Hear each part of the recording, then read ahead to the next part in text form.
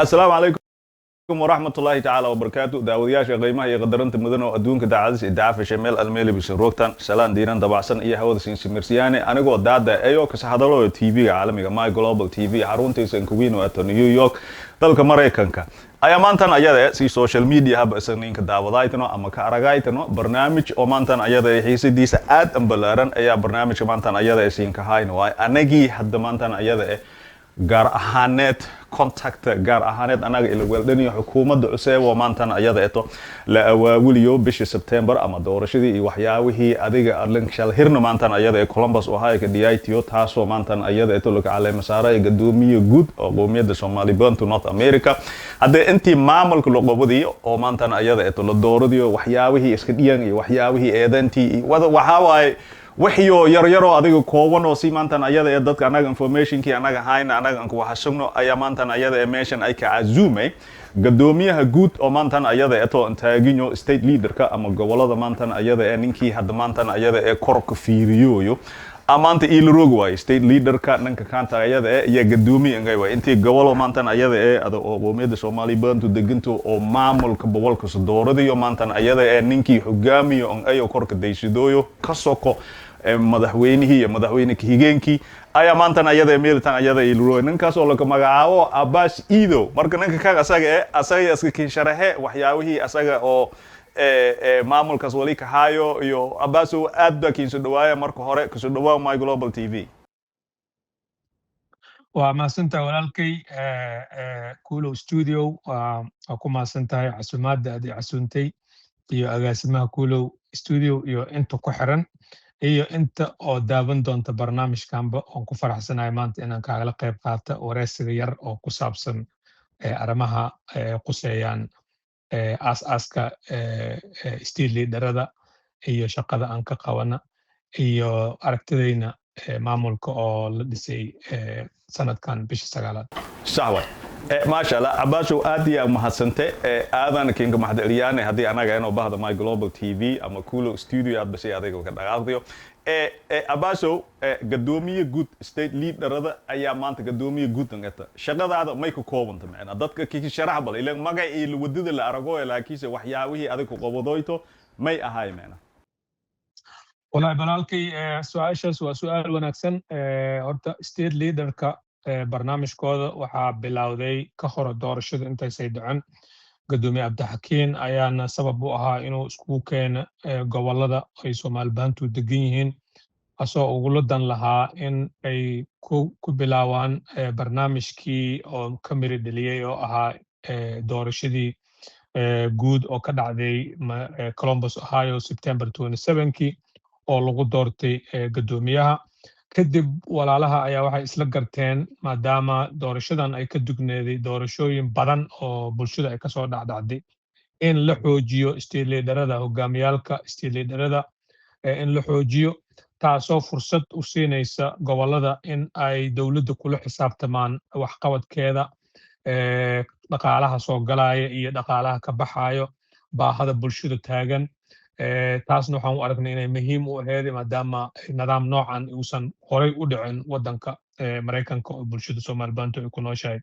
marka anaga temporarily waxaan ahaa qofka facilitate gareynay shirkii ilaa doorashada ka dhacaysay September oo isku keenay wakiiliyada isteediyada ka hadlaya ajendarada ku saabsanaa qaabka doorashada u dhacay meesha ay ku dhacay dhaqaalaha loo baahnay kadib markii doorashada dhacday oo go'aansan in arrimahan la sii wado ayaa state leaderada waxay vote sameeyeen alla muddo hal sano oo ka bilaawata October in kumil gaar ahaan Gadoomiyaha state leader aan shirkii hore u sii dadaahiyo oo nidaam cusub oo ah state walba in 5 qof laga keeno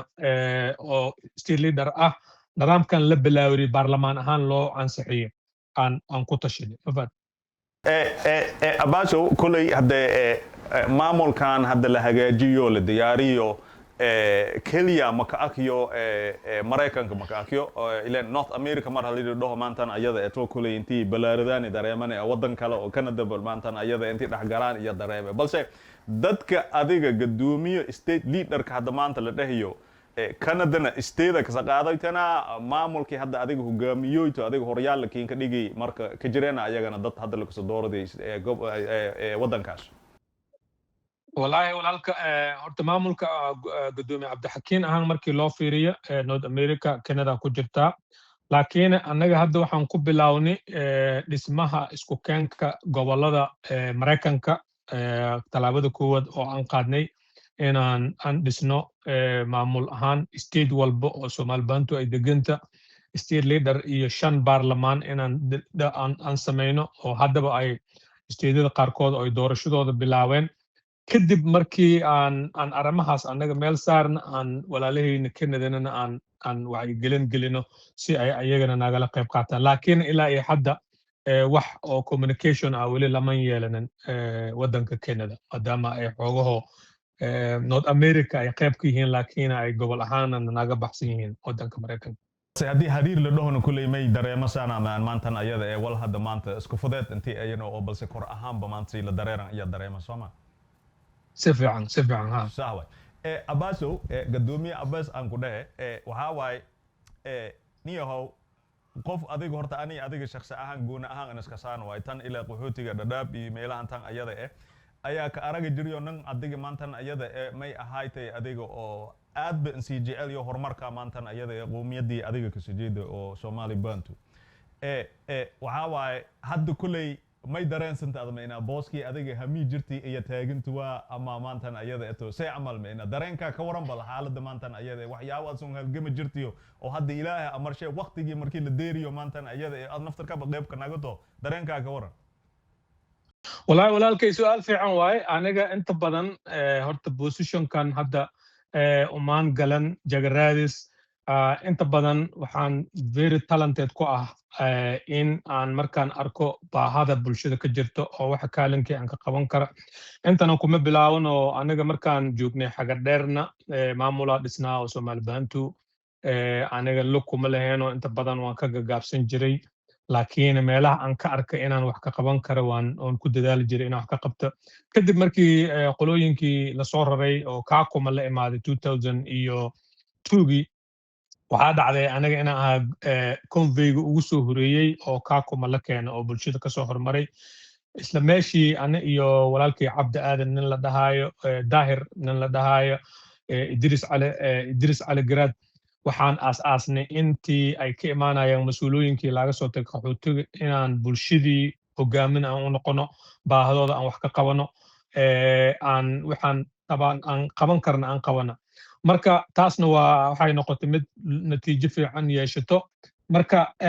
aniga inta badan hadda markaan Mareykanka imaaday ma gal jirin siyaasadaha gobolada iyo in badan baa la doortay gadoomiyo oo yani oo qaabab nooc loo dooro weligay maan galan markii ugu horeyso oon arrimo siyaasi oo ku saabsan bulshadan aan gala waxay ahayd doorashada hadda September aakhirkii markaasna waxaan arkay doorashadaas inay ahayd talaabada ugu horeysay oo bulshadan ay ku muujin karaan isbahaysi oo ay kaga yani caawin karaan bulshadooda tan gudaha iyo dibaddaba marka taasi adigeed waxay ugu dhalisay inaan dhinac ka gala wax qabadka bulshada facilitate-ka aan ka noqdo kulanka stage-yada walaalaheenna ay igu yani brobayeen inaan at least temporarily aan hogaamiyo arintaas si aan wax soo saar ugu yeeshano bulshada saawa marka gadoomiye Abassow waxa waay waxyaabaha adiga badiba ka dhawaajiyo hadda may dareemay adiga wal hadda maanta ku turjumaayo hor u socodka qoomiyada Soomaalibantu iyo dareemay balka maantan ayada eto intii xukunka adiga ama maamulka Cabdixakiin Abdurrahman oo maantan ayada eto la awaawiliyo ama la dooradiyo adan naftarkaba ka madnaagatiyo waxyaabo talaabooyin idinka qaadeen oo hadda maantan ayada la isdhekor ayaa jiray maantan ayada eto oo balse ka turjumaaso wax qabadka ama hor u socodka qoomiyada Soomaalibantu oo hadda la taabada kor isdhaxaasano balse wali bulshada isan bandhig waa su'aal fiican horta aniga maamulka Gadoomiye Cabdixakiin shaqaale kama ihi mana ku tirsani maamulkiisa laakiin dawlad ahaan maamul ahaan waan taageeraa waxaan ogahay inay tahay maamul oo talaabada koowaad oo bulshada ay qaaday maamul ay ka go'an tahay inay bulshada wax u qabtaan xaadirkan gadoomiyaha weliba waxaan aad ugu taageerayaa inuu yahay shakhsi oo soo halqaamay yani maamulkan waa maamul adag ma aha maamul dowlad ay fangaraynayso ama dhaqaale meel u yaala waa dad iskaashtay oo volunteer ah ay ka go'an tahay inay bulshada wax u qabtaan maamulka 90kiisa bere ayaa hadda dhammaanaya hadda ilaa iyo hadda waxay ku jiraan dhismaha wasiiradooda taasoo hadda ay usoo gabagabowday I think waxaan filayaa maanta oo 27 ah maamulka iyo wasiirada inay ku kulmayaan Ohio oo ay ku soo saarayaan strategic plan oo ah qaabka ay u shaqeyn doonaan bulshada gudaha iyo dibadda iyo gudahaba qaabkay wax u qaban lahaayeen ay bulshada la soo wadaagi doonaan marka ilaa ay hadda sida ay u socdaan oo wax u qabanayaan annaga waxaan u aragnaa si qurux badan oo natiijo fiican ka dhalan doonto saxwa Abass aad mahadsante social media ama si hadalada maantan ayada anaga ninka deero iyo mayate ama gadoomiyaha naftarjaba adiga hadal si hadda aniga ka dheegi iyo may sheego waxyaabaha adiga gobolada anaga ka sijeedna ka dhiyooyan anaga aragoyne marka may baahanne waxaan markii anaga hagaajino meelihiina deerno anagana wal onqobano iyo adiga kulay budget show oo mowqif aan ku wiina ayaa taas necessarily ma ahan meelahan oo nabadda ka jirto intii ayaga madax leh ka ahaadano balse meeshii dhibkii anaga origin ahaan anaga ku kooni Soomaaliya intii ayaga gacantiyo deerto iyo aad aan ku fudeedyan marka meenada aad aan ka adkeeyeen amal la Arab show balse social media na may ka aragoye nimankii hadda anaga rabno higsiga in ay intii anaga wal onqobano ayaga naftarshoba adiga federation ahaan ama kal fardhin ahaan ka jirana social media safadheedayno balse rabano intii ayaga naftarshoba midooban armahaas hadee gudlan hilsaari iyo jiray adiga dhanka Soomaaliya hadii dadka sheel fardhiisinano ama goboladii iyo waxyaabihii dad gudda iska sheenawo oo hal mowqif ayagana mowqifkii oo maamulka hadda cusub la hagaajiyo ama la dooradiyo aaminsiino dadka shaqeeyawo ama lan hilsaariya jiray maamulku uu ka shaqeynayo arintaas state leader ahaan annaga hadda codsi waxay noo keeneen maamulka in gadoomiyaha caleemasaarkiisa uu ka rabo inuu ka dhigo bisha afraad maadaama xilib barafna la galayo bisha Ramadaan aan rajaynayna ilaahay inuu na gaarsiiyo bilaabanayso bisha labaad caleemasaarka kadib gadoomiyaha wuxuu rajaynayaa in safar dibadda uu ka aado ka horna uu u sameeyo guddo ka shaqeynaysa arrimaha ka taagan waddanka dibadiisa I think hall oo hoos ahaan uusan weli bulshada la wadaagan uu hadda ku shaqeynayo ayaa jira oo rabna state leaderada inaan kaga hadalno isbuucan soo socda markaan shir qabano oo ku saabsan arrimaha dibadda marka taas waa priority-ga aan rajaynayno in dawladda ay ku soo daraan waxyaabaha ay maanta ka hadla doonaan ayna annagana nagu soo wargeliyaan state leader ahaan si aan bulshada ula wadaagno marka dabcan taas waa arrimo aad iyo aad muhiim ah maamulkuna aan rajaynayno inay priority-gooda ku jirto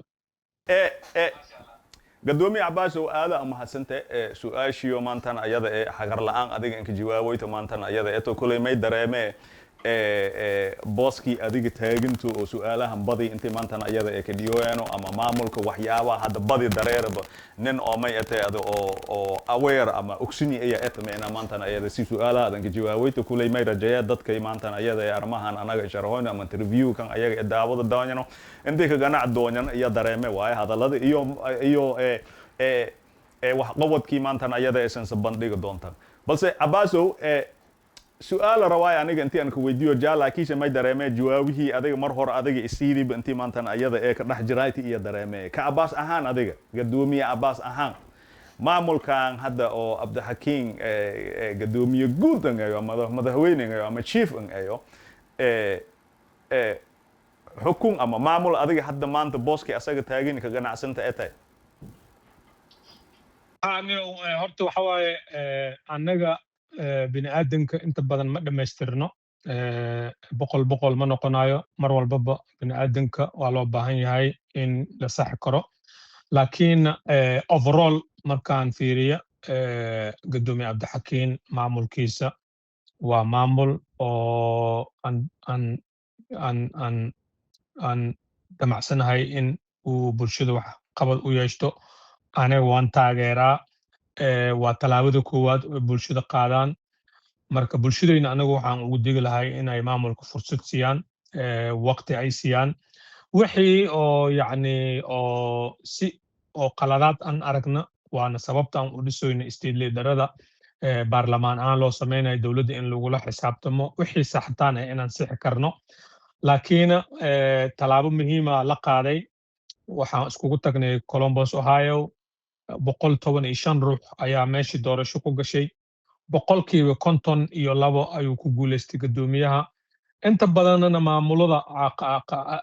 adduunweynka markay ka dhacdo doorashada inta badan boqolkiiba 100 isku maraaca qof baa ku soo baxaa marka aniga shakhsi ahaan iyo mas'uuliyadda hadda aan ka hay state leader ahaan maamulka waa taageeraya waxaan rabaa inaan fursad u siiyo inay bulshada tusiyaan wax qabadkooda annagana aan ku support gareyno wax aan aragna inuu qaldan yahay ansaxna qofka walaal oo fikirkeena hadduu maamulka uu ku qaldan yahay aan ka qabano haddii uu qofkaas ku qaldan yahay aan ka qabano laakiin maamulka waa maamul oo ka go'an tahay inuu bulshada wax u qabto aan rajaynaynaa walaalahayna inay fursad u siiyaan in at least waqtiga hadda ay bilaawayaan howlqabadkooda ay nagu tusiyaan sidii wax u soconayo sawa waxa waaye hadalladaada iyo mayka jira maantan ayada eto dad adiga koowano ama si hadallada maantan ayada anaga ka dhaweyna ama social media ka aragoyna ama wararkii maantan ayada adiga TV-yada kale oo si TV-yoyan anaga ka dareemayna iyo may ayana dadyow qaar ayaa may jireen maamulka hadda isan oo adiga naftarkaaba horyaalan eto ama Gadoomiye Guud adiga state leaderada adiga eto oo maantan ayada eto oo taageersanayno meena ada completely madahawa aniga laakiise ku soo horjeedano oo ayagii maantan ayada aaminsan oo dadyowga badiyo maantan ayada adiga oo horyaalan ka dhigooyo oo maamulkan hadda la soobay dad adiga oo aqoon lahayn intii ayaan marka fikrada ka waran bal kulay qof hadda ninka dadkaas la soo dooradii ila shaqeeyo iyo madaxweynaha ku soo ninkii bariima adiga dadkaas oo hogaamiyoy ayaa ada etay leen Gadoomiye state leader hadii ada dadkii la soo dooradii rosterka adiga aragtiyo ama meesha dadka maantan ayada saarayno dadko dhan la isla aragay dadkii meesha taas ayaga saarayna waxyaabaha la ka tilmaamoy ayana dad walbaradii waa ama dad hadda maantan ayada ka soo leelan soo dooradii way meenaada dad hadda oo khibrad in lahayn way aramahan oo mawjid waaje mowqifkan isan ayo intii heer sare diirsadano qowmiyadda Soomaalibantu marka su'aal wanaagsan waa walaalkay horta Gadoomiyaha dadka uu soo xushay horta inta badan doorashada macaarid waa leedahay inta badan markay doorasho socoto oo campaign lagu jiro dadku waxba isku ma reebtaan oo waa aragnaa adduunweynaha wax ka dhaca badanaan haddana markay doorashada dhacda dadku waxay sameeyaan fursad ayaa waxay u siiyaan ninkii ku soo baxay inuu wax qabadkiisa iyo sidoo wax u qabanayo la ogaado tusaale hadda Soomaaliya doorashada ka dhacaysay farmaajo iyo Xasan Sheekh waxba kala isku ma reebanan oo markii la kombangareynay wax walba la isku sheegay laakiin maalintii oo Xasan Sheekh la dhaariyay farmaajo wadanku uu ka soo baxay macaaridka hoos ay u baxeen oo Xasan Sheekh waxa fursad loo siiyay sidoo wax u maamulaya ilaa ma ay waqtigiisa wax ka soo hireen oo hadda macaaridkii uu soo baxay ku eedeynayaan inuu wax dhacay iyo inuu wax dawa mariyay waa inuu madax banaan yihiin oo waayo ninkan waqtigiisa ugu dhamaaday marka anigu waxaan rajaynaynay state leader ahaan madaxweynaha markii la kombangareynay wax walbo lagu sheegi karo macaaridnimo wax lagu sheegi karaa because markaas challenge uu ku jiray maadaama doorasho ay dhacday oo doorashadeen hadda oo uu ku soo baxay madaxweynaha fursad in loo siiyo oo anaga ka sugno qaabku wax u soo dhisaaya nidaamku shaqo ku bilaawaya ilaa ma waqtigiisa uu ka dhawaanayo marka dadka uu soo xusho hadda markan ka hadla madaxweynaha anaga state leader ahaan wuu nala soo wadaaga listiga sharuudaha noo dejisan waxay ahaayeen in anaga state leader ahaan markan baarlamaanka ansixino in loo ansixiyo wasiirada uu soo dhisay aqoon boosishinada hadda qaar waa boosishino aqoon u baahan inta ruux uu soo magacaaban waa dad aqoon la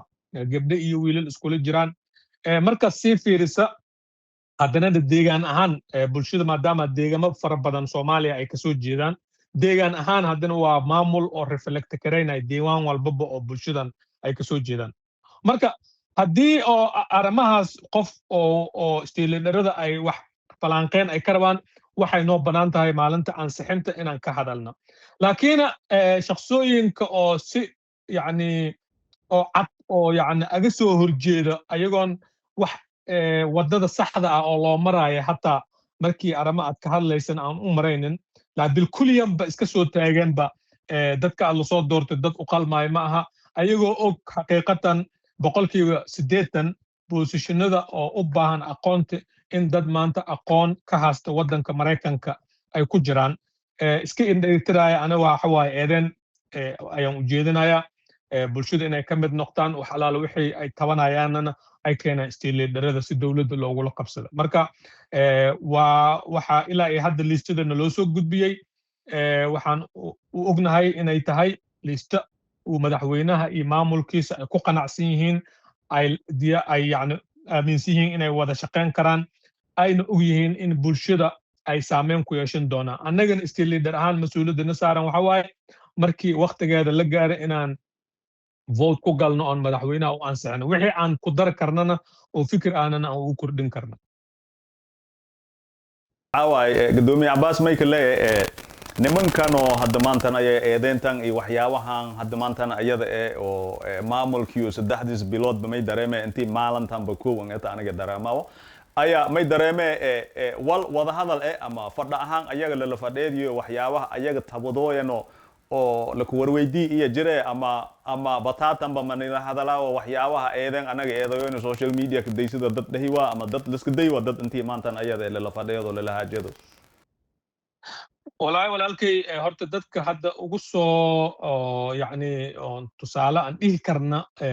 inay ugu saameyn badan yihiin oo ugu hadal badan yihiin dhanka macaaradnimada maamulka Cabdixakiin waa jireen dad oo macaarad ahaa markii la tartamay laakiin xaqiiqatan markii doorashada ay dhamaatay qof walba wuxuu gadaal ugu baxay in maamulka ay waqti siiyaan dad oo saddex qayb u kala qaada aniga dad waa dad rabaan fikirkooda inay maamulka la wadaagaan oo maamulka ay caawiyaan daliil yar ka qaba dadna waa dad macaarad ahaa markii doorashada ay dhacaan ka hor laakiin markii laga badiyay diyaar u ah maamulka meesha wax ka bilaabay inay fiiriyaan dadna waa dad bilkuliyanba aan dareensanahay in waxay inay caawiyaan iyo in wax ku kordhiyaan aysan ka shaqaynaynin bilkuliyanba hadday ayagu ku guulaysan waayaan inay maamulkan kasoo horjeestaan sida tusaala dad waxaa jiray kasoo hadlay mar dhow arrimaha oo hadda walaalkay Shaadir uu kamid yahay walaalkay Shacbaan iyo Somow anagoo state leaderka metelayo oo gudoomiyaha state leaderka waxaan u watay wiil xaaji la dhahayo anaga ugu tagnay Vermont waan la fadhiisanay si walaaltinimo ah anagoo waliba cid kala tashanan ujeedada aynana ahayd maadaama ay yihiin dad walaalo ah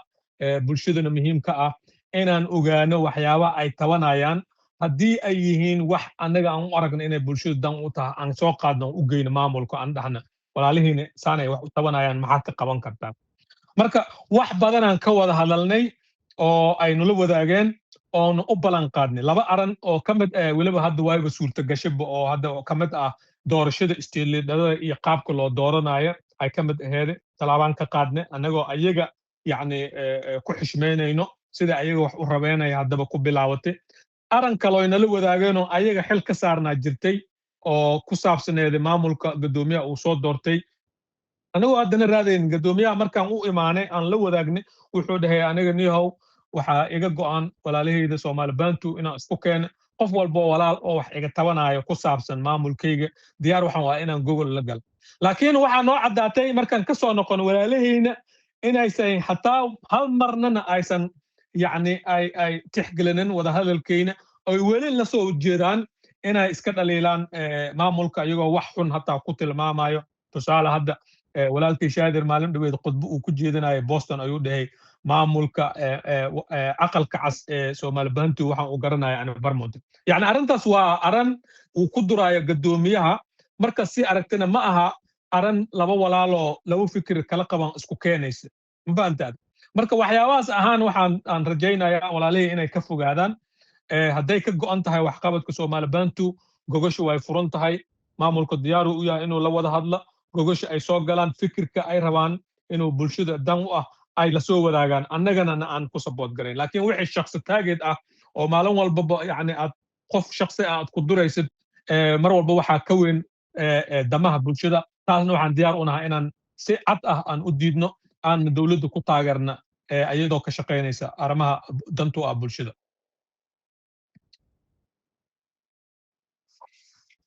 waxa way oo fursad ninkan si adiga meeshii hadda adiga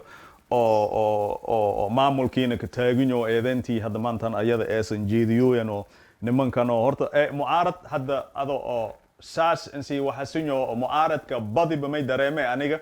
intii asaga asal an eeyo maantan ayada oo state government oo taasoo maantan ayada hogaamiyoyana ninkan oo shaadir dhahaayno iyo kulay soomowna iska darle kulay si aniga hadda ana dareemayo oo hadaladiisa si hadda anaga ka dareemayno iyo Maxamed Shacbaan ayaa ka horeysiyaane Maxamed Shacbaan waxa waaye dadkii adiga oo kandidaatjidii in roorayo booskan oo hadda adiga oo Gadomiyaha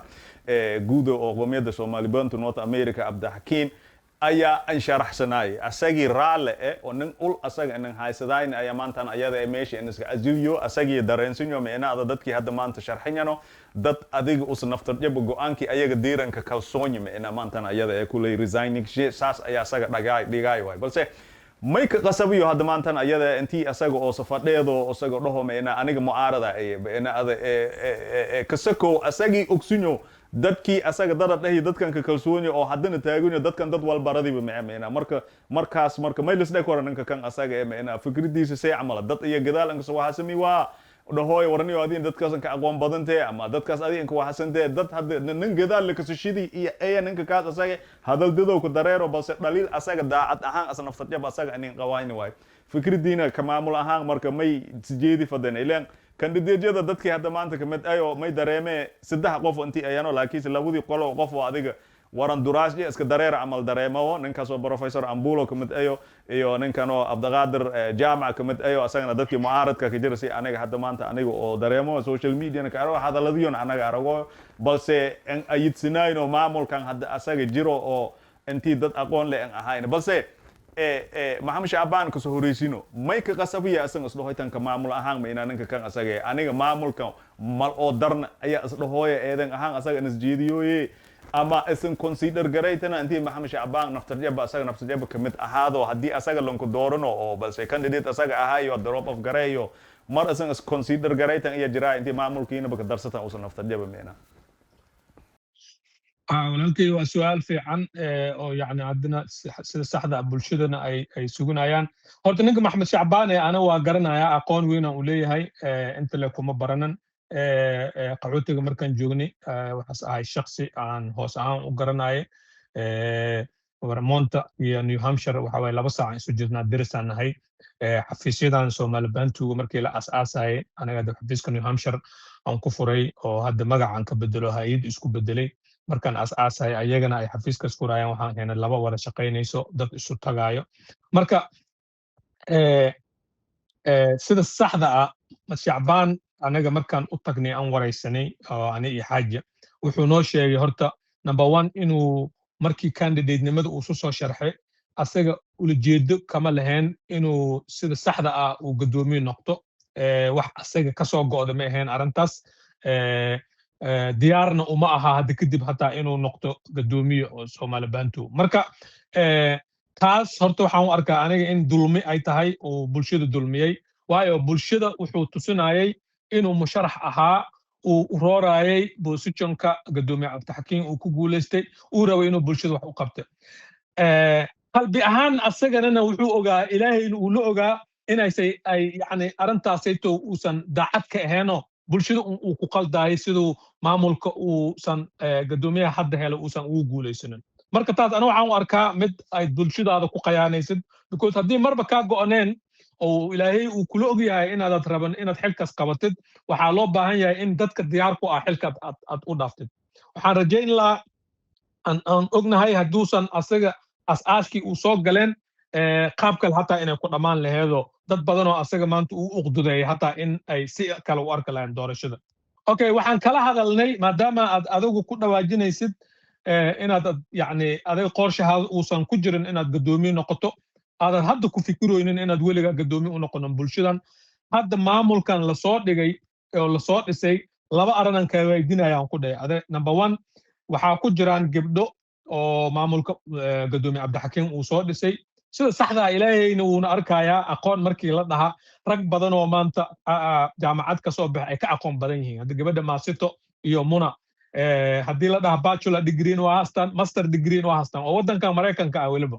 marka waxaan ku dhahay liistada aad eedeynaysaan boqolkiiba boqol dad mutacalima ku jira hadda tusaale waxaan ka soo qabanaa labadan gabar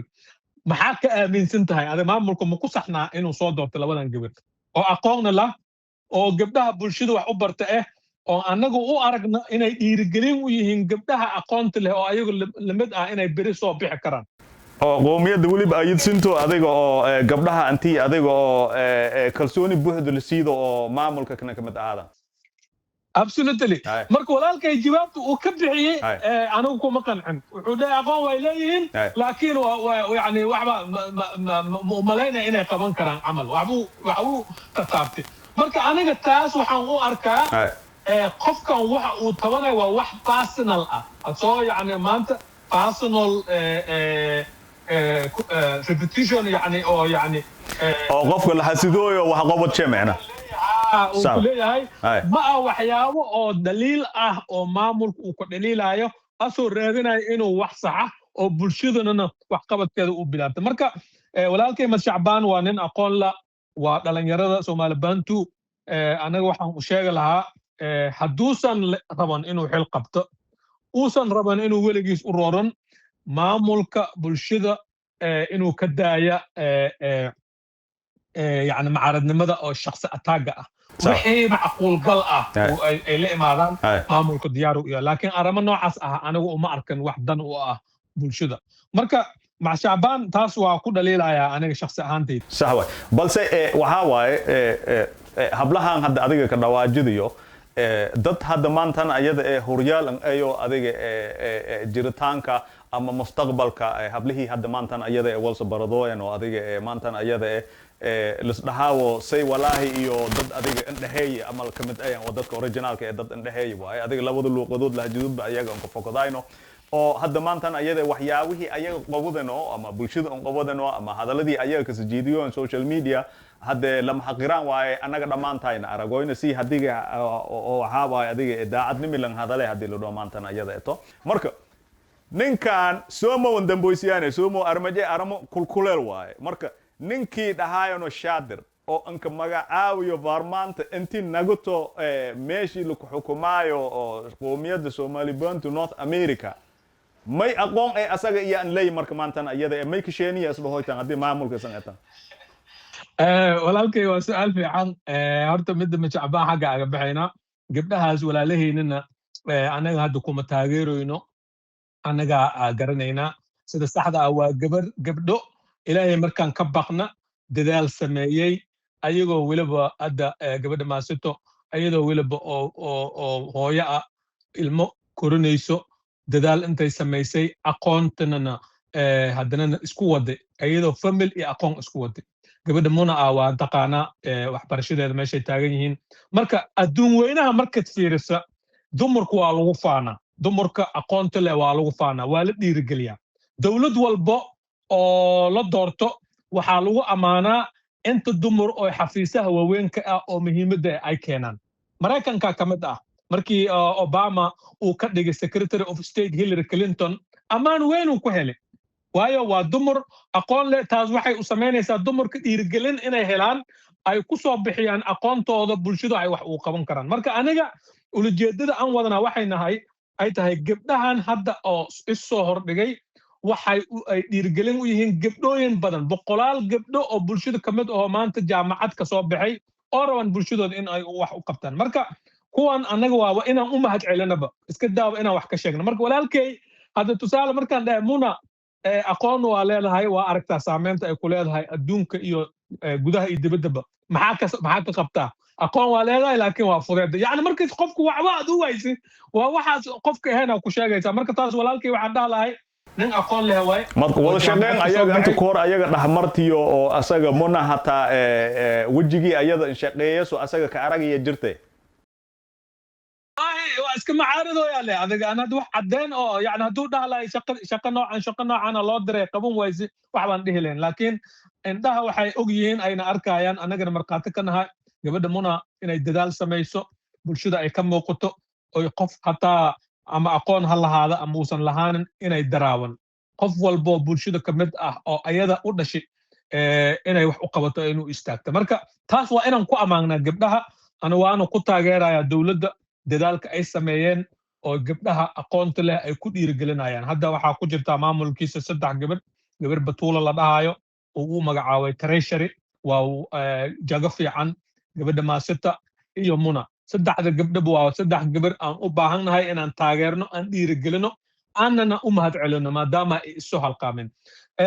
shaadir markaan u gudbo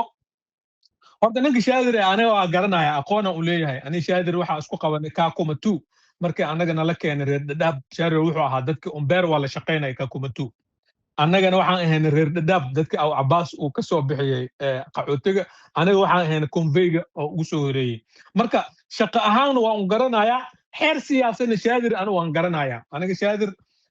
intuu qof macaarada kara bulshada dhadhaab ka imaanaysi oo Kakuma imaatay intii qof bini aadan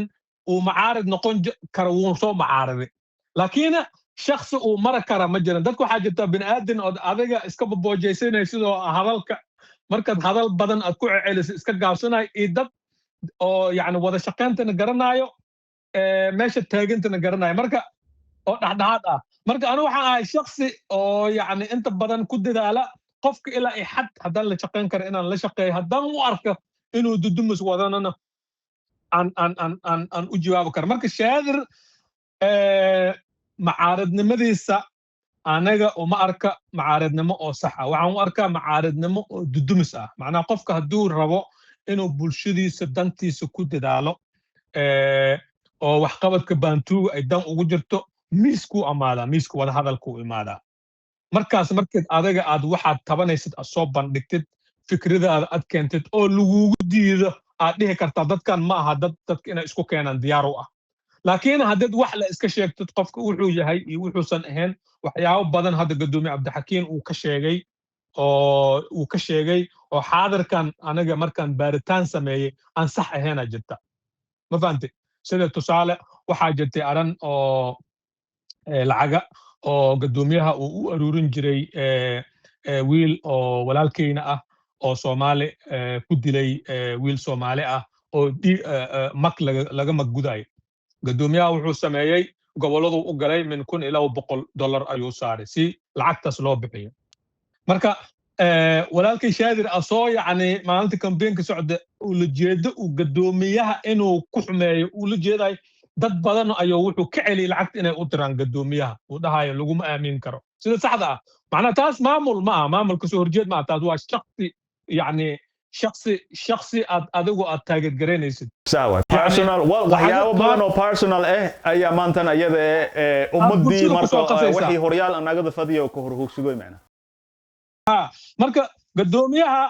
arrimahaas waan wareystay markaan maqlay anaga wuxuu ii sheegay sidii wax u dhaceen qaabka aad wax u sameeyay inta lacag la aruuriyay inuu faraha ku haayay markii doorashada ay dhamaatay inuu state leaderada ku soo wareejiyo si wada jir aanana maamulkii qaxootiga loogu wareejiyay iyo dadkii waalidiintii oo wiilkaas uu ka dhashay oo magta laga sugayay si aan ugu wareejino marka taas waxyaabahaas ahaan waa wax bulshada affect gareynayo oo reality-gana run ahaan nod walaalka ka qaldamaysa marka ninka shaadir ah anaga waxyaabahaas aan waan ku dhaliilayaa laakiin waa qof walaal ah oo baantu ah maanta haduu miiska la imaada waxyaabo sax ah uu tabanayo hatta markaan anagu u tagno waxyaabo aan kala hadalna waxeed xitaa haddad haysid dad wax garanayo oo aqoon leh oo adaga aad garanaysid soo xul magacyadooda soo gudb state leader-ka keen anaga dawladda u dhiiweynaa si maamulka dawladda loogu daro inta halaasa u gaarnay marka intaas markii isagan deeroyta ninka shaadir marka may dareensanteena isa marka asaga naftadeeba qualification-kii lanka baahanyo oo intii asaga oo horyaal anagado mawadada meena maya shaadir hadda anaga mana dhahay bachelor degree aan haastaa master degree sax nin oday Soomaali baantu waaye oo Kakuma ka shaqeynaaye yaani meel wuxuu ka diidoyaa ninaan aqoon lahayn inuu maamul qabto asagana asoo bachelor lahayn uu maamul haya marka ani labadaas waa isku keen waaye ama adiga inaad maamulka aad naftirka iska dhaafto aad naftirka maamulka aad haysid dad aqoon leh aad u dhiibtid ama aqoontu waa muhiim laakiin mararka qaarkooda maskaxda iyo waaya aragnimada naftirkeeda loo baahan yahay bulshada markaad la shaqaynaysid marka walaalkay asaga both ways معناها ما هو هيسن كرا يعني مرة عليه أقوم ضد العربنا أصلا ماستر كذا باتشلر ديجري ماستر ديجري ما أستو معمول هو معموله يا برمان تروح كشيء وإنا أقل كعز أي تهاي كاكوما أصلا كاكوما تو معمول كسوها هاي مركا لواس أنا أسكو كان واي مركا ولا كي أصوفيرنا هاي بلشيد الدم تيرا أنا عندي لها عبد حكيم أرجع واحد عبد حكيم أوقفته أي مرة البكوين دنت جود بلشيده waxay difference dhinac dhiga taagintay meena bulshada halan adeego dadkoo dhan meesha meel lacag la iska siyaa male absolutely